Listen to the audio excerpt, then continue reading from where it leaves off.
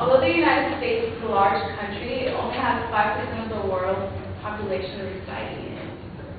According to the National Council on Crime and Delinquency, the United States incarcerates 23% of the entire world's population and convicts the largest amount of women in the world. This issue affects all of us in this room because it is taxpayers who pay the cost to house these inmates that are incarcerated each year, and ex-convicts who leave prisons and are not rehabilitated return to live in our communities. Incarceration is not the solution to our crime problem. Prisons are overpopulated and cost us a fortune to maintain, while they do not rehabilitate inmates and instead cause even more problems. It would be more efficient to spend time treating offenders according to their problems than to just lock them away for some time and release them back into our community. Providing criminals with advantageous rehabilitation programs is essential and has been proven to keep ex-convicts from becoming repeat offenders of the law.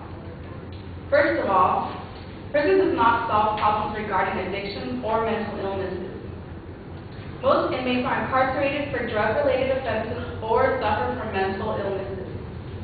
75% of drug offenders in state prisons are nonviolent offenders. Therefore, it would be more productive to rehabilitate these inmates than to ignore their problem by secluding them from our society. During past decades, multiple programs that were created to rehabilitate addicted inmates have been removed. How can we expect for someone to change their life around when we just lock them away with thousands of other inmates and criminals without offering continuous, successful programs? Despite the fact that a large fraction of inmates suffer from mental illnesses, not enough prisons offer decent treatment programs. Sadly, the few who enter the system without any mental illnesses usually leave the prison with depression, psychological trauma, or anxiety, just to name a few. So instead of solving mental issues, prisons cause even more of them.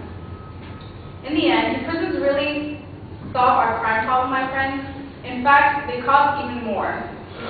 Secondly, following prison time, ex-convicts are faced with disadvantages because when they attempt to reintegrate themselves back into society. Offenders should be taught to become self-sufficient. Going to prison makes getting a job much harder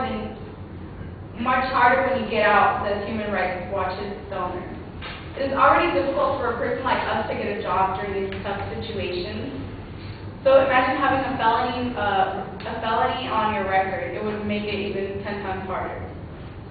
Due to the lack of programs offered to inmates, most of them return back to their old lifestyle because they haven't been taught the skills needed to become successful out in this world. Look at people who are coming out of prison, drug addicted, mentally ill, no stable housing. Of course they're going to fail parole, says Michael Jacobson. As a result, they end up returning to prison and costing us all taxpayers money again. So why not help them the first time around? Another reason why incarceration does not solve our problems is because we house too many people in our prisons. This makes it nearly impossible to spend time helping each individual. David Mackey of the CQ Researcher reports that since 1972, the national population for inmates is reported to be about 333,000 people. Now, the current population has multiplied more than 6 times to about 2 million. The state of California alone houses 173,000 inmates in correctional facilities that have a maximum capacity for 83,000 people, which means that the population has doubled. The reason why California is forced to have such crowded facilities is because it houses more inmates than any of the other 49 states in this country. Nancy Ball of the Los Angeles Times agrees that rehab can cut prison costs. She stated that crowding exacerbates higher recidivism rates for denying inmates useful treatment. That is why 70% of California's free inmates return to prison annually. Governor Arnold Schwarzenegger said, "We have the highest recidivism rate in the country because there is no room for rehabilitation." Now, with such overpopulated facilities, prisons are unable to rehabilitate inmates due to a lack of self-involvement. Instead of taking time to rehabilitate inmates, prison staff is too busy to control inmates and secure the premises. Although the cost of housing an inmate ranges between $40,000 and $45,000 a year, only 5% of this cost is spent on rehab services. 5% is definitely not enough, because according to the Department of Corrections, half of all California prisoners released last year were not assigned to any form of rehabilitation at all. Can all of you imagine having an insane murderer living next door to you who has not recuperated from his illness, but yet has been freed from prison because he is done serving his time? Well, this is something that is really going on. So instead of sentencing criminals and then releasing them with the same addiction and problems, offenders should take part in anger management classes, alcohol treatment, substance abuse treatment, and job training. Following prison time, ex-convicts are faced with many disadvantages when they attempt to reintegrate themselves back into society. Therefore, they need to be taught the skills needed to become self-sufficient.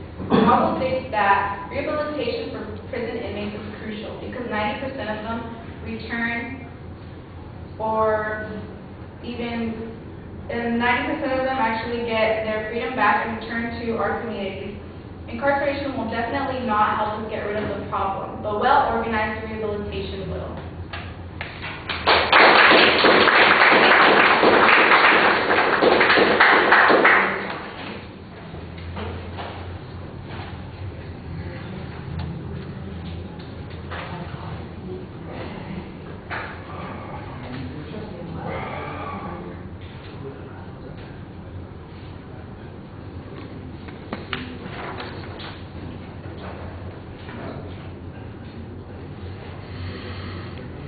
So Matthew, what did you think?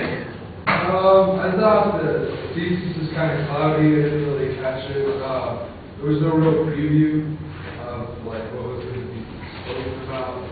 I didn't really catch the position of like. I think I got it at the end, but in the beginning I didn't really know your position of what you were exactly wanting to persuade us of. I'm sure there was a lot of really good information, but I didn't catch any quotes like. Any sites, and your vision was a little limited,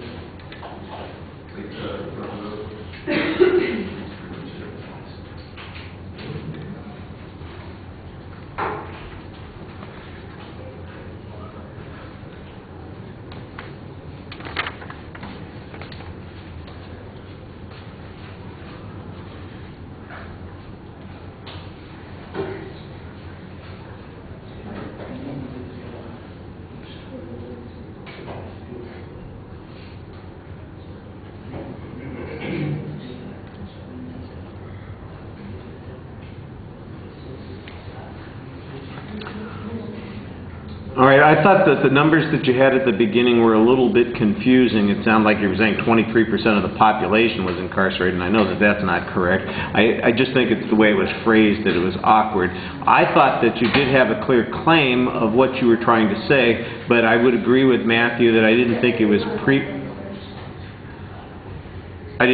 previewed very clearly because you know, the structure needs to be laid out in a little bit more detail. That'll make it easier. Later on, there were one or two pretty good signposts in the body of the speech. So I'm surprised that you didn't set up that structure earlier. Unlike Matthew, I did hear 2 or 3 claims. There was one person from Amnesty International that sounded like you were quoting that person. And then I got Michael Jacobson. I have no idea who that person is. And then somebody from the Los Angeles Times is also quoted. So there are some numbers, there are some quotes in the content of the material. The comparison, for instance, between the amount of people incarcerated in, I think it was 1970 or 72 that you had compared to today, that was a pretty good statistic. I think you need to develop the rehabilitation argument a little bit more. What's the nature of rehabilitation? Is there any demonstration that rehabilitation has ever worked? Since it seems to be suggested that rehabilitation has been removed from the system, you could look at previous experiences to see if rehabilitation had success in keeping people from returning to prison. it's a little confusing when you at one point are asking us to visualize the insane murderer being released. On the other hand, you're telling us we have too many people incarcerated. That sounds to me like somebody who ought to be continuously incarcerated. So I think you need to clarify a little bit the examples that you're using and how you're going to use them, because I think they mix in with some of the things that you're talking about. You need to look up a little bit more while you're speaking. You've got that big set of pages in front of you that you kind of limit yourself with, and so it's not a very dynamic presentation. All right, thank you.